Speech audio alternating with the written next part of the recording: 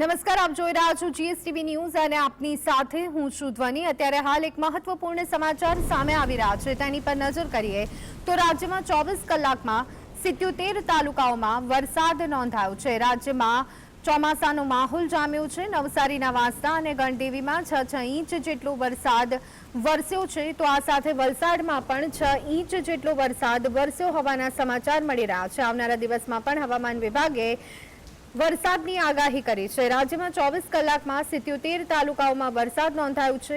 દક્ષિણ ગુજરાતમાં ચોમાસું જામ્યું છે, ત્યારે નવસારીના વાંસદા અને ગણદેવીમાં 6 ઇંચ વરસાદ વરસ્યો છે। ત્યારે આગામી સપ્તાહમાં ભારે વરસાદ, ક્યાંક યલો એલર્ટ તો ક્યાંક ઓરેન્જ એલર્ટની આગાહી હવામાન વિભાગ તરફથી આપવામાં આવી છે। તો અત્યારે હાલ વરસાદ જે છે તે ગુજરાતને ગમરોડી રહ્યો છે। 24 કલાકમાં 77 તાલુકાઓમાં વરસાદ પડી ગયો છે। અનેક નીચાણવાળા વિસ્તારો વલસાડના એવા છે કે જ્યાં પાણી ભરાઈ ગયા છે। પાણી ભરાતાની સાથે નીચાણવાળા જે વિસ્તારોમાં રહેતા લોકો છે તેમને મુશ્કેલીનો સામનો કરવો પડી રહ્યો છે।